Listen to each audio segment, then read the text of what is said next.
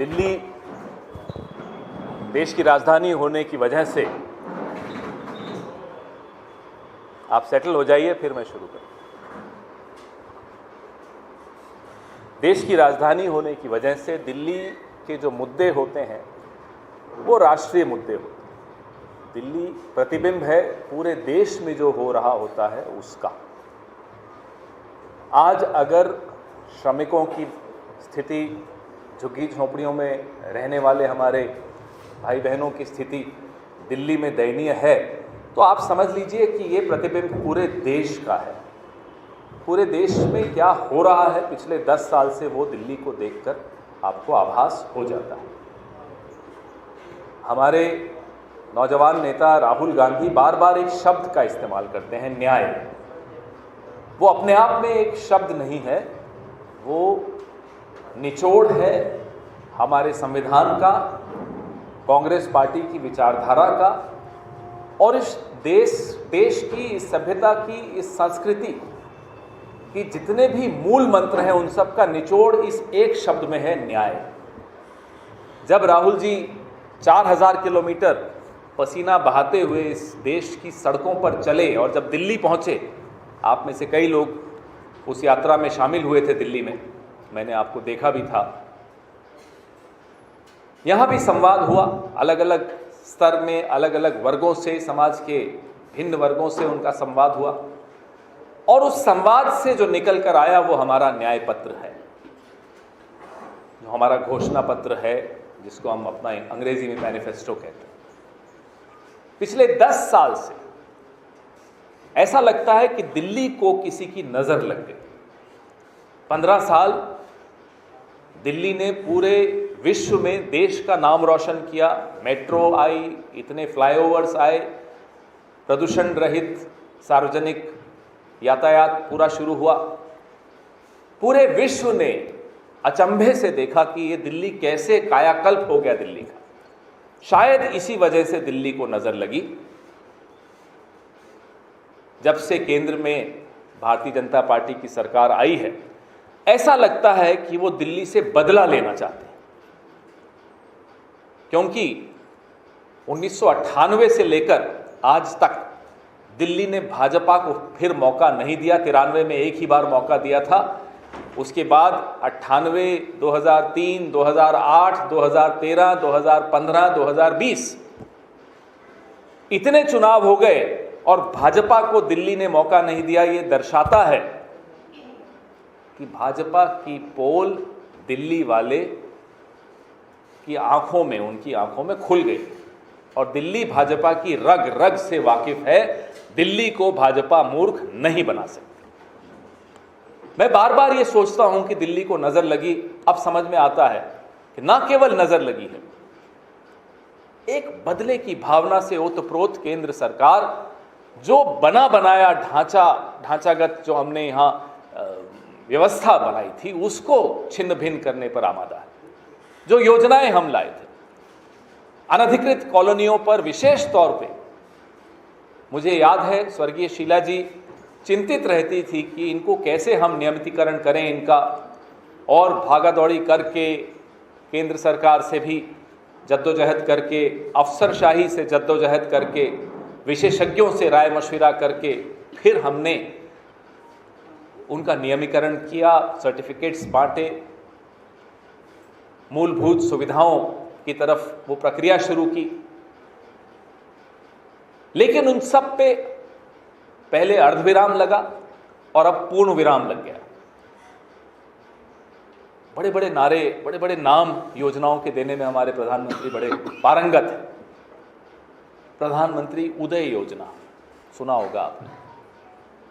यहां का जीवन, झुग्गी झोंपड़ियों में, अनधिकृत कॉलोनियों में रहने वाले 70% लोगों का जीवन, उदय शब्द उनका इस्तेमाल उनके लिए करना भी उनका अपमान है, क्योंकि उनके जीवन में सूर्योदय होते हुए उन्होंने नहीं देखा, अंधेरेमयी जिंदगी वो जी रहे हैं।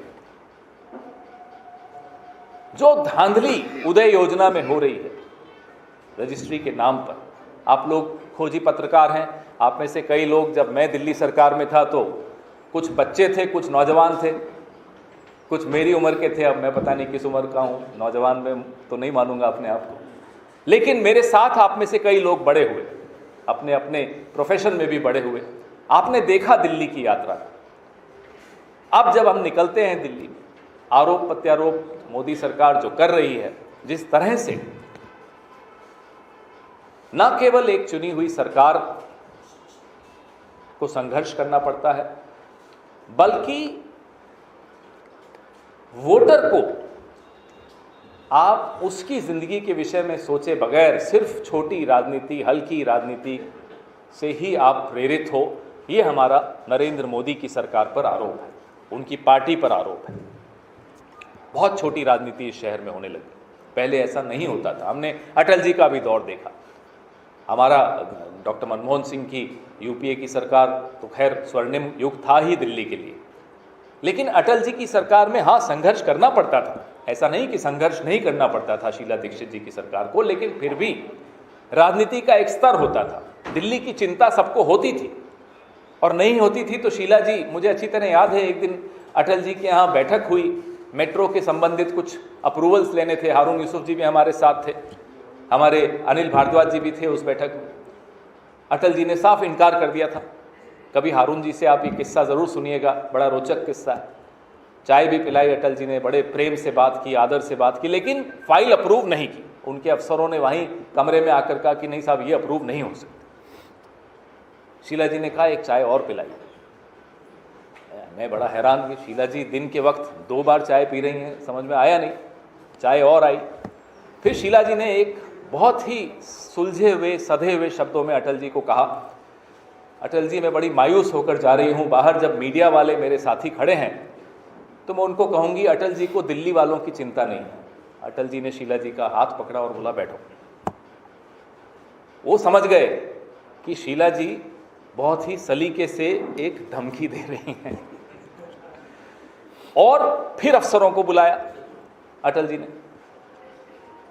सारी फाइलें वापस टेबल पे खुली, 6 फाइलें ले गई थी, 6 की 6 अप्रूव करके 2 घंटे बाद हम बाहर आए, और मीडिया वालों को शीला जी ने, उनकी आपको स्माइल याद होगी, बड़ी अच्छी तरह से उन्होंने वो मुस्कान दी और बोला चलो सचिवालय वहाँ बात करेंगे। आप में से कुछ लोगों को शायद ये किस्सा याद होगा। तो विधानसभा की बात है, हमारा पुराना सचिवालय जहाँ चलता था, फिर आप लोग वहाँ आए थे। तो बड़े रोचक किस्से उस वक्त के मुझे याद आते हैं, जब आज की केंद्र सरकार को मैं देखता हूँ। अटल जी उस वक्त भी नरेंद्र मोदी को राजधर्म याद दिलाते दिलाते खत्म हो गए। आज फिर मुझे लगता है कि 10 साल से इस व्यक्ति को राजधर्म नहीं समझ में आया, नहीं तो दिल्ली की ये हालत नहीं होती। आजकल प्रधानमंत्री आपके चैनल्स में से भी कईयों को इंटरव्यू दिए हैं, मैं देख रहा हूँ, एक चैनल को 4 इंटरव्यू दे रहे हैं। और जब से प्रधानमंत्री ने इंटरव्यू देने शुरू किए हैं, कपिल शर्मा डिप्रेशन में चला गया, उसकी टीआरपी खत्म हो गई। अब कितना मनोरंजन लेगा आदमी एक दिन में? हंस हंस के लोग लोटपोट हो रहे हैं। प्रधानमंत्री जाते जाते जो आपका और मेरा मनोरंजन कर रहे हैं, उसमें तो उनको आपको साधुवाद देना ही चाहिए, लेकिन झूठ बहुत बोलते हैं। कभी इस देश ने ऐसा प्रधानमंत्री नहीं देखा जो इतना झूठ बोलता हो। बोलते हुए मुझे शर्म आती है कि देश के प्रधानमंत्री के लिए मुझे ऐसा कहना पड़ रहा है, लेकिन क्या करें, ये तो सच है। मैं सच भी नहीं बोलूं प्रधानमंत्री के विषय में तो कैसे काम चलेगा? हो सकता है हवाई जहाज से फिर पुलिस वाले उतार के ले जाएं, वो कोई बात नहीं, लेकिन झूठ बोलते हैं। झूठ पति पत्नी आपस में बोले तो भी रिश्ते में गांठ आ जाती। हम अपने माता पिता से झूठ बोलते थे तो रात को हमें भी ग्लानि होती थी, नींद नहीं आती थी, यार झूठ बोला आज माता पिता से। समाज में हम एक दूसरे से रिश्ते जब रखते हैं, मित्रता के रिश्ते होते हैं, मैत्री के रिश्ते होते हैं, उसमें भी हम सत्य बोलने की कोशिश करते हैं। हमारे हर धर्म में, हर मजहब में सत्य बोलने पर एक बड़ा उसको महत्व दिया गया है। देश का राजा अगर झूठ बोलता है तो मेरा आपका तो नुकसान जो हो रहा है वो हो ही गया 10 साल, आने वाली पीढ़ियों का वो नुकसान करता है। वो इस देश के राजा ने किया है पिछले 10 साल। एंटायर पॉलिटिकल साइंस दिल्ली विश्वविद्यालय में तो मेरे को नहीं लगता है, पता नहीं किस यूनिवर्सिटी में ये डिग्री है जो प्रधानमंत्री को मिली है, एंटायर पॉलिटिकल साइंस। ये ऐसी डिग्री है साहब कि आपको विरोधी दल का मैनिफेस्टो बिना पढ़े आप उसके बारे में अनर्गल बोलना शुरू कर देते, जैसा कि प्रधानमंत्री ने बोलना शुरू किया हमारे मैनिफेस्टो के बारे में। आप 10 साल से सत्ता में हैं, आप अपनी बात कीजिए, हमारी निंदा कीजिए। नेहरू जी की निंदा आपको करना बड़ा अच्छा लगता है, क्योंकि उनकी बराबरी, उनके पांवों की धूल के बराबरी आप नहीं कर पाएंगे, तो आप उनकी निंदा कीजिए। लेकिन अपने 10 साल का लेखा जोखा भी तो पत्रकारों के सामने रखिए, देश के वोटर के सामने रखिए, जिसके सामने आप फिर से वोट मांगने गए हैं। हम और आप बचपन से एग्जाम देते आए, यहां तक पहुंचे, आप और हम अभी भी एग्जाम दे रहे हैं। आप अपनी प्रोफेशन में एग्जाम देते हैं साहब। कितनी बायलाइंस आई महीने में? जब असेसमेंट होती है आपकी, इंक्रीमेंट के लिए जब आप निवेदन करते हो अपने संपादक को, तो एक लिस्ट सामने होती है संपादक के कि एक महीने में कितनी बायलाइंस हुई। हमारी भी वही स्थिति होती है कमोबेश। जब हम संघर्ष करते हैं, तपस्या करते हैं आगे बढ़ने के लिए, तो हम भी बताते हैं साहब कि हमने ये किया था। आप बड़ा हंस रहे हैं तपस्या शब्द पर। तो फिर प्रधानमंत्री को ऐसा एग्जेम्पशन तो नहीं मिल सकता, वो कोई अपवाद तो हो नहीं सकते। उन्हें भी अपनी रिपोर्ट कार्ड इस देश के सामने हर 5 साल में रखनी चाहिए। क्या ये गलत मांग है राहुल गांधी जी की, या मल्लिकार्जुन खड़गे साहब की, या आप में से जितने वोटर हैं उनकी, या पत्रकारों की, या विपक्षी दलों की, इंडिया गठबंधन की? हम सबकी एक ही तो मांग है। आप कारण बताइए कि क्यों 1 घंटे में इस देश के 2 नौजवान आत्महत्या करते हैं? यही तो सवाल पूछ रहे हैं हम। कारण बताइए क्यों एक दिन में 30 किसान आत्महत्या करते हैं? कारण बताइए क्यों 1 घंटे में 4 महिलाओं की इज्जत लुटती है इस देश में? क्या गलत सवाल है ये? क्यों नहीं जवाब देते आप? क्योंकि आपके पास जवाब नहीं है। आपने 10 साल व्यर्थ की राजनीति में गंवा दिए। आपने इस देश की आने वाली नस्लों को तबाह कर दिया। उनके आने वाले कई साल आपने खत्म कर दिए। इस देश को 20-25 साल आप पीछे ले गए। इस देश की अर्थव्यवस्था को आप पीछे ले गए। इसीलिए पहली नौकरी पक्की राहुल गांधी कहते हैं, इसीलिए भर्ती भरोसा की गारंटी राहुल गांधी देते हैं, इसीलिए महालक्ष्मी यानी कि हर गरीब परिवार की महिला को हर साल 1 लाख रुपया की गारंटी हम देते हैं, इसीलिए 10 किलो अनाज देने की नौबत आ गई है जो हमने घोषणा की। इस देश को आत्मनिर्भर भारत बनाने के लिए चले थे। ये आत्मनिर्भर भारत में ये स्थिति है कि 80 करोड़ लोग सरकार पर राशन के लिए निर्भर हो गए हैं। ये स्थिति 10 साल में हुई है। और फिर भी हम सवाल न पूछें। फिर हम सवाल पूछते हैं तो कहते हैं शहजादा। वो शहीद ज़्यादा है, वो शहजादा नहीं है मोदी साहब। जिस दिन आपको ये समझ में आ जाएगा, इस देश का इतिहास समझ में आ जाएगा, क्यों ये देश आज क्रोधित है आपसे, ये समझ में आ जाएगा। 4000 किलोमीटर पसीना बहा के वो आदमी न्याय की बात करता हुआ निकला, देश को जोड़ने की बात करता हुआ निकला। आप 4 किलोमीटर चल के दिखा दीजिए। और अनिल भारद्वाज जी और देवेंद्र यादव जी से मैं आग्रह करूंगा, दीपक बावरिया जी से आग्रह करूंगा कि वो 4 किलोमीटर ये तय करें कौन सी झुग्गी झोंपड़ी क्लस्टर से उनको निकाल कर ले जाना है। उन्हें मालूम पड़े दिल्ली की स्थिति क्या है, होश ठिकाने आ जाए। शायद चुनाव लड़ना बंद कर देंगे, वाराणसी से अपना नाम वापस ले लेंगे, क्योंकि थोड़ी सी भी अगर शर्म बची होगी प्रधानमंत्री में तो राजनीति से संन्यास लेने का समय ये है। और कारण भी ये है। दिल्ली के विषय में आपसे रोज हमारे साथी मुखातिब होते हैं। मैंने थोड़ा राष्ट्रीय स्तर पे बात करने की कोशिश की, क्योंकि अखिल भारतीय कांग्रेस कमेटी का मैं प्रतिनिधित्व कर रहा हूँ। दिल्ली से मोहब्बत बहुत है, मेरी कर्मभूमि रही है। लेकिन फिर भी मुझे लगता है कि दिल्ली वालों को पूरे देश की स्थिति देखनी चाहिए। जिस तरह से हमारे आसपास के राज्यों में, कल पंजाब में था, में किसानों की स्थिति है, उस पर भी दिल्ली वालों को भी सोचना ज़रूरी है। हमारे जो जवान हैं, हमारे जो किसान हैं, हमारी ये महिलाएं हैं, इन्हीं सबके वोट से गुजरात से ये 2 लोग राजधानी आए हैं। लेकिन राजधानी में जब महिला पहलवान प्रोटेस्ट करती हैं तो उन पर लाठियां बरसाई जाती हैं, राजधानी उनके लिए बंद हो जाती है। राजधानी में जब अग्निवीर के नौजवान आते हैं, साहब हमें 4 साल में रिटायर मत कीजिए, तो उन पर लाठियां बरसाई जाती हैं, उनको धक्के मार के राजधानी से बाहर कर दिया जाता है। राजधानी में जब किसान आना चाहते हैं तो कील बिछा दिए जाते हैं सड़कों पर। इस सब का जवाब हमें अब नरेंद्र मोदी से मांगना है और वोट के माध्यम से इसका जवाब उन्हें देना भी है। आपके सवाल,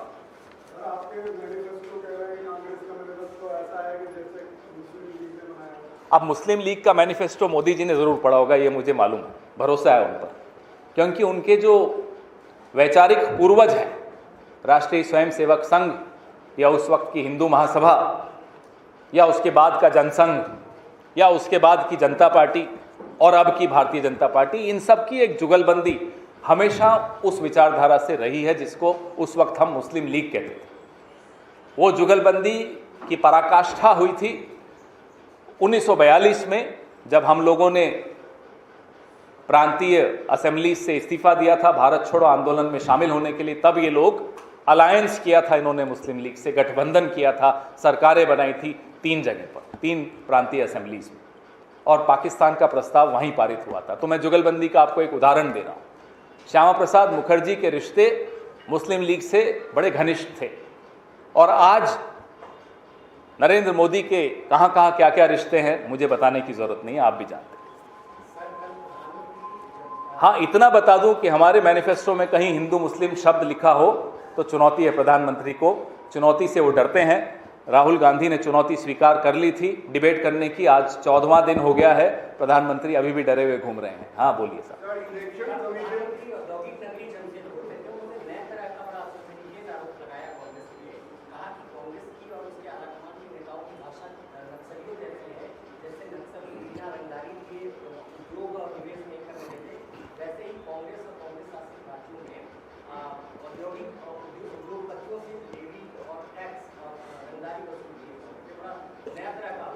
नहीं, आरोप कोई नया तरीका का नहीं है। ये उनके जो 2-4 दोस्त हैं ना, बड़े बड़े अरबपति जिनके 16 लाख करोड़ माफ़ किए हैं, ये उनके द्वारा लिखी हुई स्क्रिप्ट है। वो लोग क्या चाहते हैं, अगर उनका बस चले तो संविधान को वो नक्सलवादी कह देंगे, क्योंकि संविधान के खिलाफ भारतीय प्रधानमंत्री का जो षड्यंत्र रचा जा रहा है उनके द्वारा, वो सबके सामने है। समानता की बात हमारा संविधान कहता है, क्या ये नक्सलवादी बात है? आप अमीरों से के ऊपर पूरे देश का धन लुटा दें और मध्यम वर्ग को तबाह कर दें, व्यापारी को तबाह कर दें, एमएसएमईज को, छोटे उद्योगों को, लघु उद्योगों को तबाह कर दें। 27 करोड़ लोगों को डॉक्टर मनमोहन सिंह ने गरीबी रेखा से ऊपर उठाया था। पिछले 10 साल में वो 27 करोड़ फिर से गरीबी रेखा के नीचे चले गए और 14 करोड़ और उसमें शामिल हो गए। क्या ये चाहते हैं, इस तरह का देश चाहते हैं प्रधानमंत्री? 72,000 करोड़ का ऋण माफी किसानों की डॉक्टर मनमोहन सिंह की सरकार ने, सोनिया जी के निर्देशन में यूपीए की सरकार ने किया था। फिर भी अर्थव्यवस्था पटरी पर रही, दौड़ती रही, किसी को नुकसान नहीं होने दिया। ये 16 लाख करोड़ रुपए लुटा कर बैठे अपने दोस्तों पर। इनको समानता शब्द से नफरत है। प्रधानमंत्री को कटघरे में खड़ा करना चाहिए अदालत में इस तरह की बात करनी, क्योंकि ये गैर संवैधानिक बात करते हैं।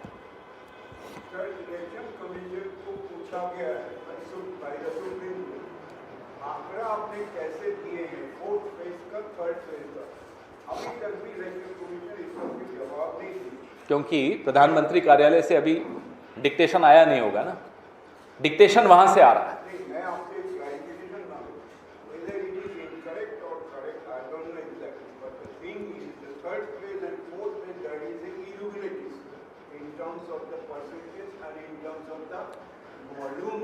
The voter has a right to know. Every single voter of this country has a right to know whether he or she is in politics or not, whether he or she is in journalism or not, doesn't matter, because our votes are equal. My vote and the vote of Gautam Adani are same. The value is the same, even if he doesn't send me any auto rickshaws, tempos full of money. The issue here is the election commission, their hands tremble when it comes to sending a notice to the Prime Minister of India. गलती प्रधानमंत्री करते हैं, notice Nadda ji को चला जाता है। ये इस इलेक्शन कमीशन की स्थिति है, दयनीय स्थिति है। हम तो उनको भी कहते हैं, अपनी स्वतंत्रता बचा के रखना चाहते हो तो निष्पक्ष चुनाव होने दो। ये 150 सीटें पार नहीं कर पाएंगे नरेंद्र मोदी, लेकिन शायद चुनाव आयोग को स्वतंत्रता पसंद नहीं है, जैसे आरएसएस को स्वतंत्रता पसंद नहीं थी जब हम आंदोलन करते थे, हमारी पार्टी आंदोलन करती थी, वो गुलाम ही रहना चाहते थे, शायद चुनाव आयोग भी गुलाम ही रहना चाहता है। क्यों नहीं जवाब दे रहा? क्यों सर्वोच्च न्यायालय को हस्तक्षेप करना पड़ रहा है? ये अपने आप में शर्मनाक है किसी भी चुनाव आयोग के लिए। एक गांधी जी के 3 बंदर होते थे, आजकल मोदी जी के 3 बंदर दिखते हैं वहां। हाँ बोलिए।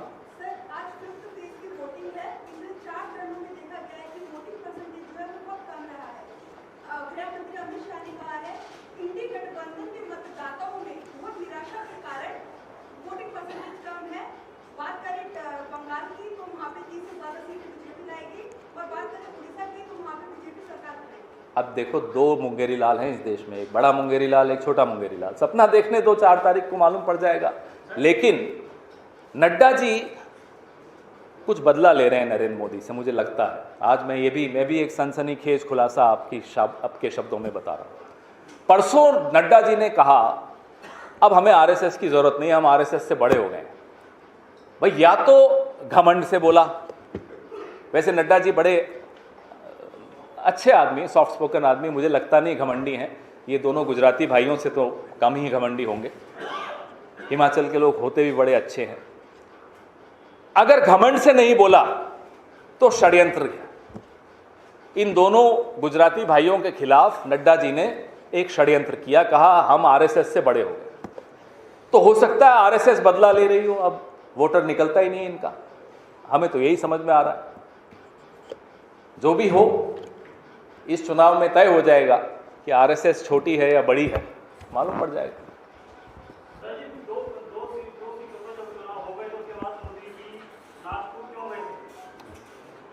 अब हमें तो उम्मीद थी कि वहां दीक्षा भूमि जाकर थोड़ा आत्मचिंतन करेंगे, बाबा साहब अंबेडकर की पवित्र भूमि पर बैठकर थोड़ा आत्मचिंतन करें, उनसे माफ़ी मांगे कि साहब गलती हो गई कि संविधान की तरफ हमने बुरी नज़र से देखा। लेकिन नहीं, कुछ और कारण से गए होंगे, अब मुझे नहीं मालूम क्यों गए। जासूसी की आदत उनकी है, हमारी नहीं है।